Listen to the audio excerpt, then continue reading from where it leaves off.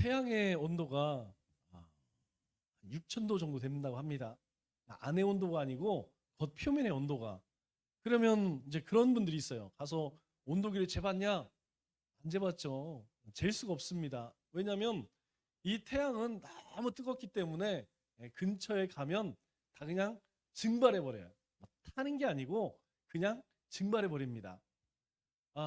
이 겉표면 온도 색깔을 보고 요 정도 색깔은 요 정도 온도겠구나. 그래서 대략 표면의 온도 내부는 보통 한 2억 도 정도 된다고 그랬죠? 그러니까 굉장히 뜨거워요.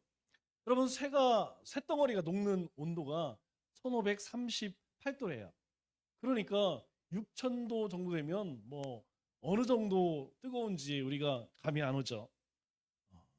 그런데 하나님도 이 태양의 표면 같아서 누구든지 하나님 근처에 가면 하나님의 거룩함 때문에 증발돼 버립니다. 그래서 하나님은 우리 가운데에 하나님의 모습으로 나타나지 않으세요.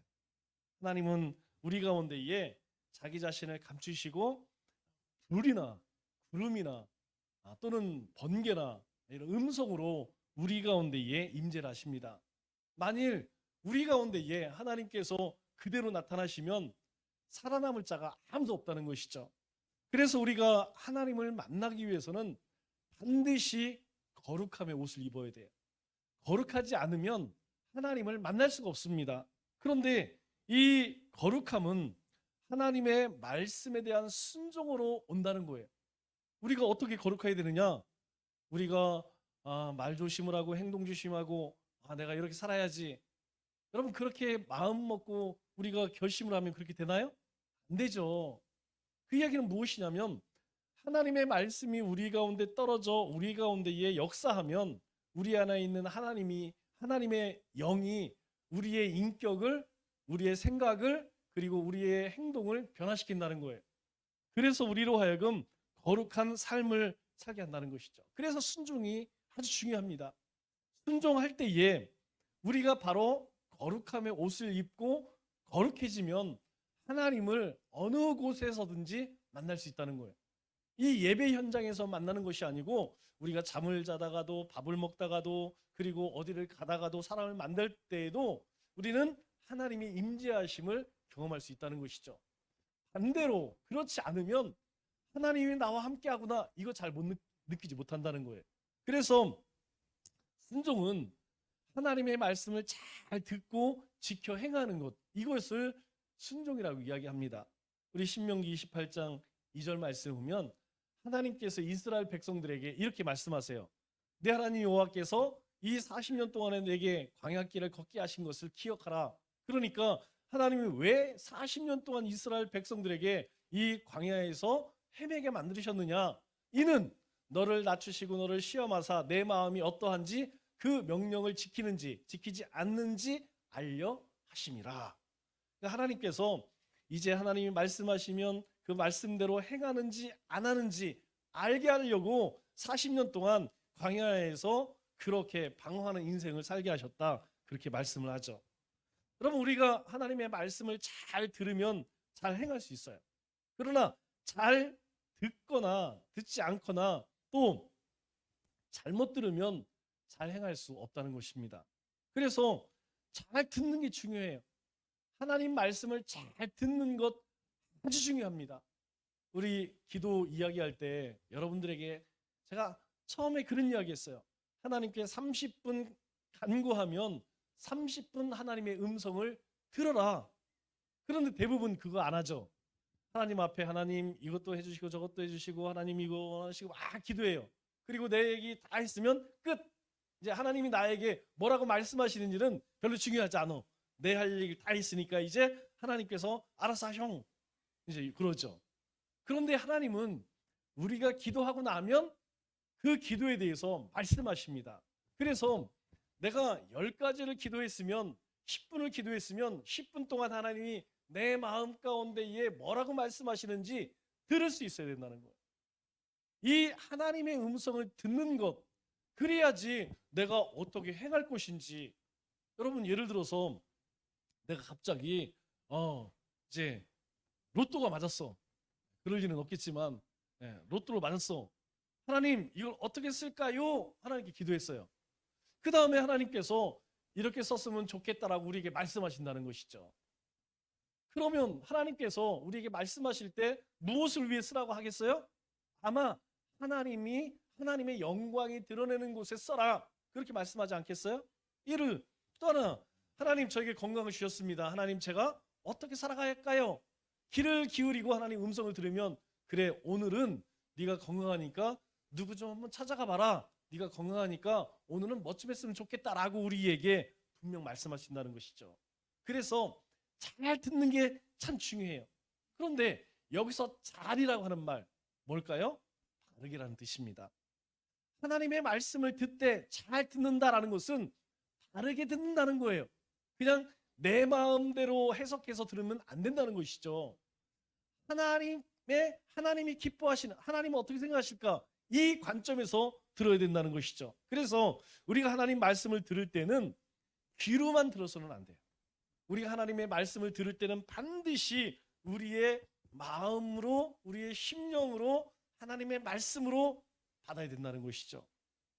그것이 바로 순종 잘하는 비결이고, 순종 잘할 때 우리가 하나님 앞에 그렇게 아주 가깝게 하나님과 교제할 수 있는 그런 방법이라는 것이죠. 그래서 사도 바울이 15절에 뭐라고 이야기합니까? 15절에 이렇게 이야기해요. 너희가 빛된 자녀로서 지혜로운 삶을 꼭 살았으면 좋겠다. 지혜로운 삶을 살아. 지혜 없는 자같이 하지 말고 지혜 있는 자같이 살아라. 그러면서 우리에게 지혜로운 삶의 방법을 오늘 본문 말씀에 이야기합니다. 오늘 본문 말씀에 뭐라고 이야기하죠? 지혜로운 자는 이렇게 산다는 거예요. 시간을 아끼라, 때가 악하니라. 지혜로운 사람은 시간을 아낀다는 것입니다. 왜? 때가 악하기 때문에. 그러면 여기서 세월이라고 하는, 우리말로는 세월이라고 하지만 영어 성경을 보면 타임이에요. 타임, 시간. 그리고 또 하나, 요즘에 이제 NIV 성경을 보면 opportunity라는 말을 써요. 이게 뭐냐면 찬스란 말이에요. 찬스. 야, 찬스가 왔어. 기회가 왔어. 이 뜻입니다. 그래서 우리말로는 세월이지만 시간 또는 기회, 이렇게 해석을 해요. 이 말이 왜 중요하냐면 시간에는 두 가지 의미가 있습니다. 시간에는 첫 번째, 우리가 이제 보통 그런 얘기를 하죠. 크로노스와 카이로스, 이렇게 이야기해요. 이 말이 뭐냐면 어려운 말 아니고, 크로노스라는 건 뭐냐면 흘러가는 시간이에요. 지나가는 시간. 지구가 공전과 자전을 통해서 하루 24시간, 그리고 한 1년은 365일, 이걸 얘기하는 것이죠. 해가 뜨고 해가 지는 시간, 봄, 여름, 가을, 겨울, 그러면 1년이 지나가는 시간. 여러분, 이 시간은요 모든 사람들에게 동일하게 주어집니다. 이 사람은 좀 마음에 안 드니까 20시간만 주고, 이 사람은 열심히 일하니까 한 26시간 주고, 그렇지 않다는 것이죠. 첫 번째 시간은요 모든 사람들에게 다 동일하게 주어지는 흘러가는 시간이 있어요. 그냥 이 시간은요 그냥 지나가. 내가 아무것도 뭘 하든 그냥 이 시간은 지나간다는 거죠. 오늘도 마찬가지죠. 오늘 하루 하나님이 우리에게 24시간, 24시간을 주셨어요. 그런데 지금 8시니까 이제 남은 시간이 4시간밖에 남지 않았어. 요 4시간이 지나가면 하루라는 시간이 지나가. 요 크로노스라는 시간이 있고, 또 하나는 카이로스라는 시간이 있어요. 이 카이로스라는 시간의 의미는 무엇이냐면 흘러가는 시간 속에서 내가 어떻게 살았느냐. 다시 시작해서 오늘 우리가 예배를 드리고 있죠. 여러분들은 지금 이 시간에 예배를 드리고 있어요. 그러나 어떤 사람은 친구를 만나고 있는 사람도 있을 것이고, TV를 보는 사람도 있을 것이고, 뭐 다른 일도 하는 그런 분들도 계실 거예요. 같은 시간을 지나지만 그 시간을 어떻게 보내느냐, 의미는 다 다르다는 것이죠. 똑같이 흘러가는 시간 속에 살지만 그 시간을 어떻게 보내느냐에 따라서 그 시간의 가치가 달라진다는 거예요. 그래서 이 시간을 무엇으로 번역을 하느냐? 기회. 그리고 이 시간이 모든 인생을 결정한다는 거예요. 여러분, 지나가는, 그냥 흘러가는 시간은 인생을 결정하지 않습니다. 가치를 결정하지 않는다는 거예요. 그러나 그 시간을 어떻게 지내느냐에 따라서 인생이 결정되고 삶의 가치가 달라질 수 있다는 것이죠. 그래서 크로노스는 물리적인 시간이에요. 이거 바꿀 수 없습니다. 우리가 시간을 바꿀 수 있나요? 그러나 카이로스라고 하는 시간은 우리가 얼마든지 바꿀 수 있다는 거예요. 사도 바울이 세월을 아끼라라고 할 때에 이 세월, 이 시간을 바로 의미 있는 카이로스의 시간을 이야기하는 것이죠. 우리가 행하는 모든 일들은 이 시간 안에 이루어지고 있어요. 오늘 아침 여러분들이 일어나셔서 뭐 여러 사람을 만났을 것이고 여러 가지 일들을 했을 거예요. 다 이 일들이 어디서 이루어지죠? 시간 안에서 이루어진다는 거예요. 여러분들이 예배에 참석을 해도 또 참석하지 않아도 설교를 집중해서 들어도 집중하지 않아도 여러분 시간은 갑니다. 어디서 무엇을 하든 간에 시간은 그렇게 지나간다는 것이죠. 우리가 하는 모든 일에 기본적으로 시간이라고 하는 비용을 지불하고 있다는 얘기예요. 그래서 제가 싫어하는 말 가운데 하나가 무엇이냐면 시간 나면 하겠습니다 또는 시간이 없어요 이런 얘기 그렇게 좋아하지 않아요. 특히 시간 나면 하겠습니다 하겠다는 얘기예요. 여러분 이 말의 의미가 뭐냐면 그런 거예요. 도대체 시간은 언제 있느냐? 열심히 살면 나에게 시간이 48시간으로 늘어날까요? 아니면 내가 게으름을 피우면 하루가 10시간으로 줄어들까요? 여러분 그렇지 않다는 것이죠. 시간은 항상 똑같은 거예요. 중요한 것은 그 시간을 어떻게 쓸 것이냐 이게 다르다는 것이죠. 그래서 우리가 시간 나면 할게요. 시간이 없어요. 이 얘기는 사실 안 하겠습니다. 이 말하고 똑같다는 거예요. 왜? 나에게 그 시간을 가치있게 쓰고 싶지 않습니다. 거기에 내 시간을 들이지 않겠습니다. 이 의미이기 때문이죠. 그래서 사도 바울이 오늘 뭐라고 이야기하죠? 세월을 아끼라 이렇게 이야기해요. 그 가치 있는 시간, 기회 있는 그 시간을 내가 어떻게 하라고요? 아끼라 이렇게 아끼라. 이 아낀다는 말이 굉장히 중요한 말입니다. 왜냐하면 아낀다는 말은 도로 사다, 속량하다, 구속하다, 건져내다 이런 뜻이에요. 여러분 아니 지나간 시간을 어떻게 건져내, 어떻게 구속해, 어떻게 붙들어? 여러분 요 단어가 어떤 단어냐면 예수님께서 십자가에 죽으신 그 피값으로 우리를 사셨다 이런 표현하죠. 우리를 구속하셨다. 그때 구속한다는 말이 바로 이 단어라는 거예요. 이 원래의 뜻은 무엇이냐면 예전에 막 사람도 사고 팔고 했잖아요. 그때 노예를 사서 노예가 자유를 얻기 위해서 어떻게 해야 되죠? 자유를 얻기 위해서 누군가 그 노예를 사서 값을 주고 사서 너는 지금 내가 돈으로 너를 샀어. 그래서 너는 내 거야. 그런데 내가 너를 종으로 삼지 않을 거야. 너는 지금부터 자유인으로 살아라. 이것이 어원이에요. 어원. 이 아끼다라고 하는 건져낸다, 구속한다라는 말의 어원이 무엇이냐면 자유가 없는 종을 사서 값을 지불하고 사서 그에게 자유를 준다 이런 의미를 가지고 있어요. 그래서 세월을 아끼라라는 말씀은 흘러가는 시간을 네가 붙들어서 그것에 가치를 부여해라 그런 말이에요. 우리말에 그런 말이 있습니다. 흘러간 물로 물레방아를 돌릴 수 없다 그래요. 여러분 이 물레방아에서 떨어진 물로 물레방아를 다시 돌릴 수 있을까요? 없어요. 그 얘기는 무엇이냐면 한 번 지나가면 그 시간은 다시 잡을 수 있느냐? 없다는 것이죠. 여러분 오늘 이 예배를 드릴 수도 있고 큐티를 할 수도 있고 안 할 수도 있어요. 그러나 오늘이 지나가 버리면 오늘 2022년 2월 2일 수요 예배는 다시 돌아올까요? 안 돌아온다는 거예요. 그래서 잡으라는 것입니다. 그곳에서 내가 찬양하고 하나님을 예배하라는 거예요. 그것이 붙잡는다는 거예요. 우리는 예수님의 생명으로 구원을 받았습니다.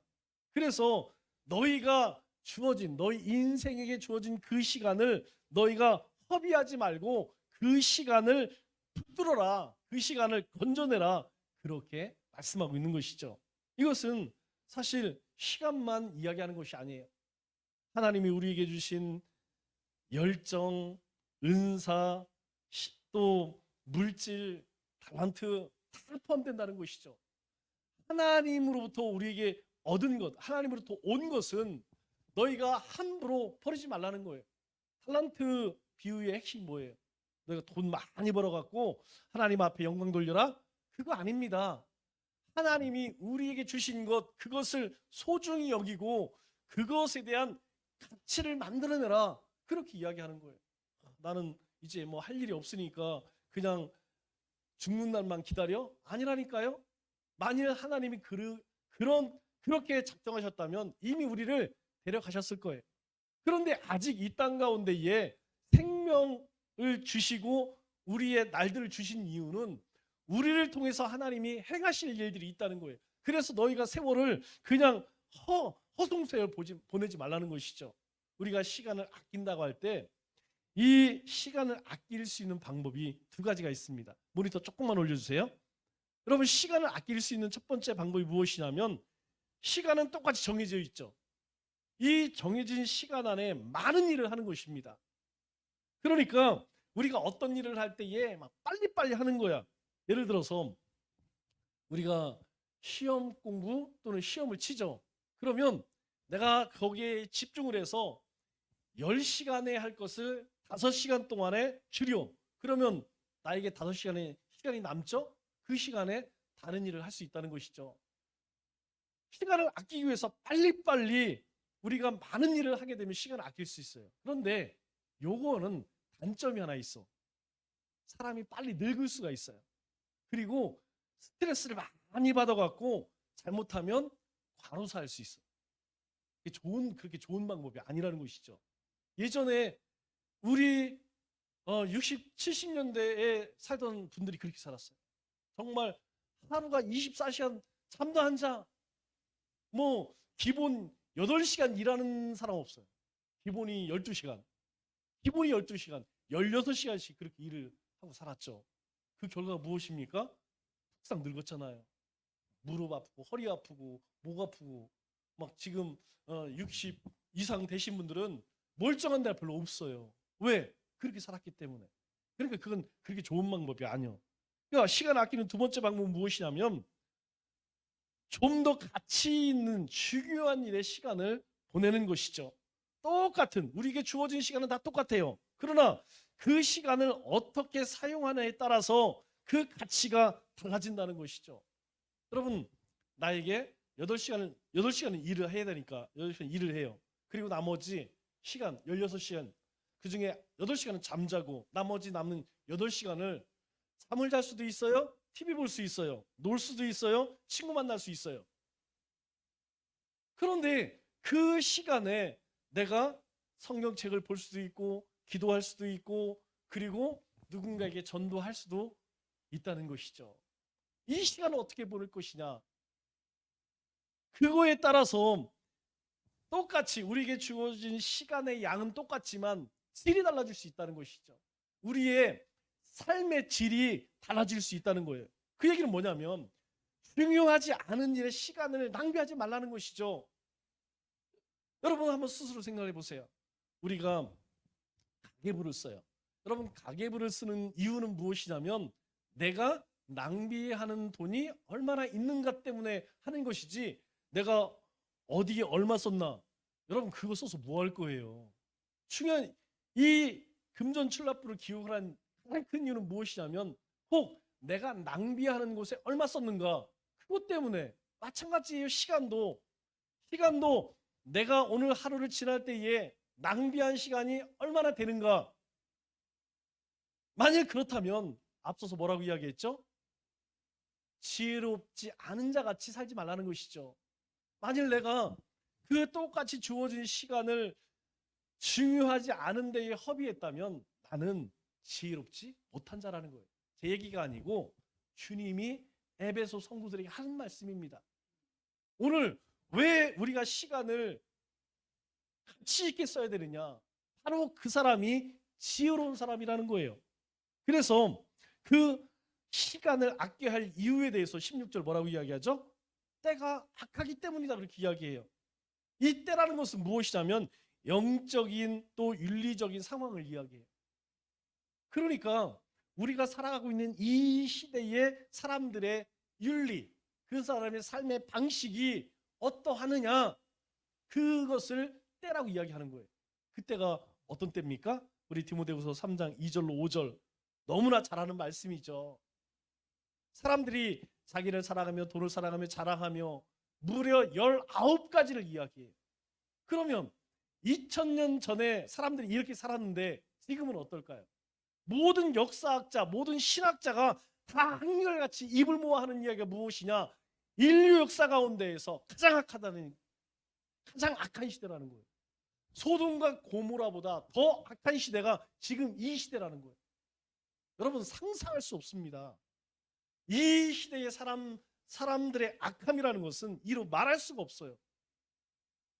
역사를 연구한, 또 성경을 연구하는 신학자와 역사학자들이 하나같이 하는 얘기가 그거예요. 성경과 모든 역사를 통틀어서 이와 같이 악한 시대는 없었다는 것이에요. 그리스도의 신앙에 있어서 가장 아주 중요한 것 하나가 무엇이냐면 섭리신앙이라는 거예요. 여러분, 섭리신앙이 무엇이냐면 하나님의 섭리.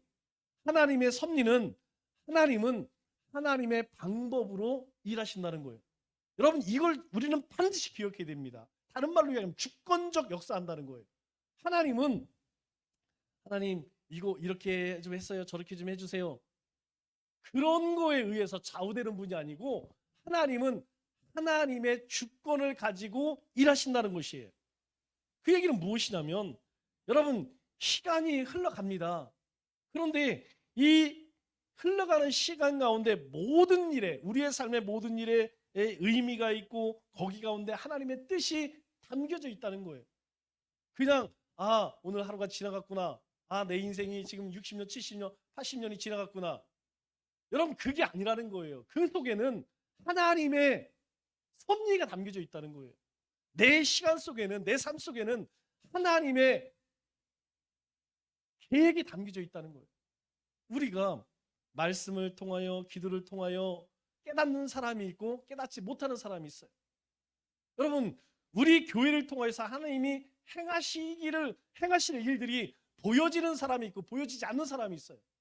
내 인생 가운데 하나님이 계획하신 일이 보여지는 사람이 있고 보여지지 않는 사람이 있어요.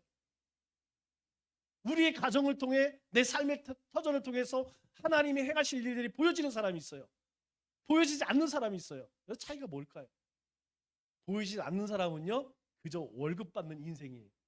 그러나 보여지는 인생은요, 신앙생활이 가정에서, 삶의 터전에서 의미가 다릅니다. 왜요? 그들은 그저 흘러가는 시간을 살아가는 인생이 아니기 때문에 그 흘러가는 시간 속에서 하나님께서 무엇을 행하기를 원하시는지 알기 때문에 가치 있게 보낸다는 거예요. 하나님께서 아브라함을 부르실 때에, 여러분, 아브라함이 하나님의 부르심을 받아야 할 이유가 있나요? 저는 성경을 아무리 봐도 도대체 아브라함은 왜 믿음의 조상으로 이 아브라함이 선택됐는지 이해를 못하겠어요. 그런데 하나님께서 그를 부르세요. 여러분, 아브라함도 참 부족한 사람이었어요. 그런데 하나님께서 그를 믿음의 조상으로 만들어 가십니다. 여러분, 야곱을 장자로 세우세요. 아니, 에서가 있는데 왜 장자로 세우지? 하나님의 섭리라는 거예요. 하나님은 그렇게 하기로 작정하셨어요. 에서의 입장에서는 억울할지 모르겠지만 하나님이 그렇게 계획하신 거예요. 요셉이 뭐 잘못한 게 있나요? 형들에게 꿈 이야기한 것이 죽을 만큼 그렇게 큰 죄인가요? 아니에요.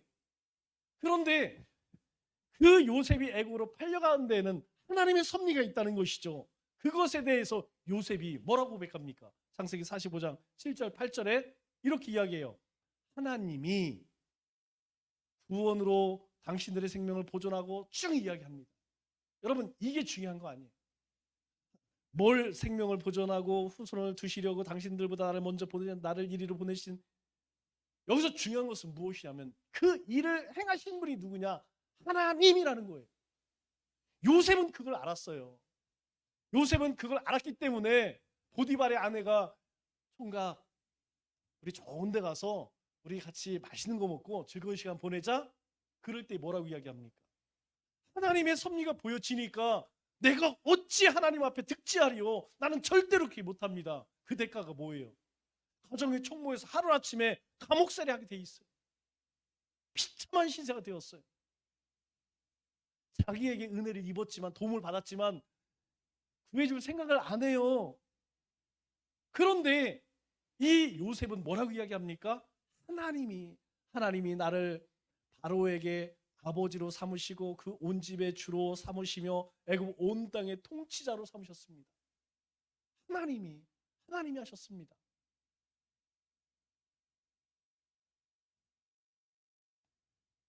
여러분, 이 말을 한마디로 줄이면 무슨 말이냐면 하나님이 하셨습니다, 이 뜻이에요. 여러분, 우리 인생 가운데에 하나님이 행하신다는 것, 하나님이 일하고 계시다는 것, 이것을 아는 것, 이것이 믿음이라는 것입니다. 시대가 악하기 때문에 너희가 기회를 붙들어라. 여러분, 이 말을 다른 의미로 좀 더 현실적으로 이야기하면 세상이, 시대가 악하기 때문에 하나님의 심판이 얼마 남지 않았어, 이 말이에요. 왜 너희가 시간을 가치 있게 보내야 되느냐? 하나님의 심판이 너희 목전에 이르렀다는 거예요. 즉 하나님의 섭리에 의해서 하나님의 날이 가까이 왔기 때문에 너희가 정신 바짝 차려라, 그 얘기하는 거예요. 외국 속담에 그런 말이 있습니다. 햇빛이 있을 때 건초를 말려라. 여러분, 우리말로는 물 들어왔을 때 노져라. 많이 들어봤죠? 여러분, 이 말의 의미가 무엇입니까? 햇빛이 좋을 때에 건초를 말릴 수 있어요. 여러분, 구름기 비 오면 못 말립니다. 물 들어왔을 때 노져야죠. 즉 기회가 있을 때 그 기회를 잡으라는 거예요. 시간을 잡으라는 거예요. 왜? 너희가 나중에 하나님 부름받아서 이 땅 떠나면 하고 싶어도 못하, 할 수 없다는 것이죠. 지금 기회 있을 때, 우리가 살아있어서 기회가 있을 때에 우리가 하나님께서 무엇을 계획하시는지, 무엇을 원하시는지 그걸 깨닫고 행하라고 말씀하는 것이죠. 그래서 기회라는요, 이렇게 표현을 합니다. 기회는 앞머리는 길고 뒷머리는 대머리고 발은 날개가 달렸다, 그렇게 이야기해요. 여러분, 왜 기회를 그렇게 표현할까요? 여러분, 기회가 앞에는 긴 머리로 돼 있대요. 그래서 기회가 올 때, 시간이 올 때 앞에서는 잡을 수 있어.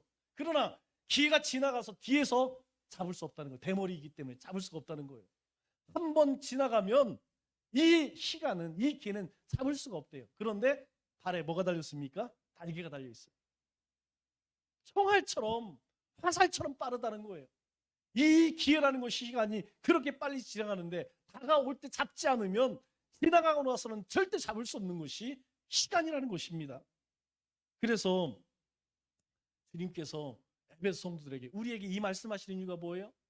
너희가 그렇게 하나님의 은혜를, 너희가 하나님의 사랑을 받은 자들이기 때문에 너희도 그런 도구로 쓰임 받기를 원한다.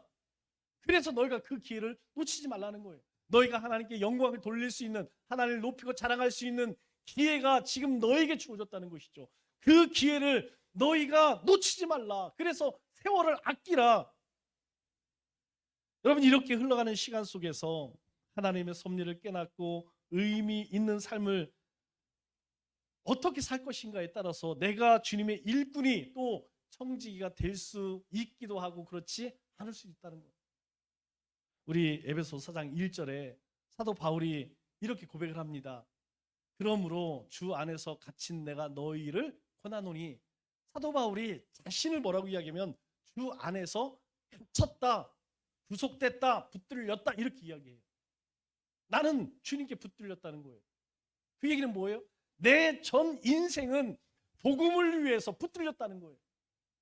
그렇기 때문에 나는 사마리아, 그리고 소아시아, 그리고 마게도니아, 아가야, 그리고 로마에까지 가서 목숨을 걸고 복음을 전할 수 있었던 것이죠. 그는요, 하나님이 주신 시간, 그때를 낭비하지 않았다는 거예요. 하나님이 주신 그 기회를 그는 붙들었다는 것이죠. 그러면 우리가 그 시간을 아끼기 위해서 어떻게 해야 할까요? 여러분, 가장 중요한 것이 무엇이냐면 하나님의 관점에서 우선순위 정해야 돼요. 다니엘과 세 친구가요, 바벨론으로 끌려가서 가장 먼저 한 것이 무엇입니까? 우리 함께 말씀을 나눴죠? 뜻을 청하는 거였어요. 어쩌면 죽을 수도 있습니다. 어쩌면 사자굴 속에 아니면 풀무불 속에 던져질 수도 있었어요. 그런데요, 그들은 타협하지 않았어요. 뜻을 정하고 우리는 먹지 않겠습니다.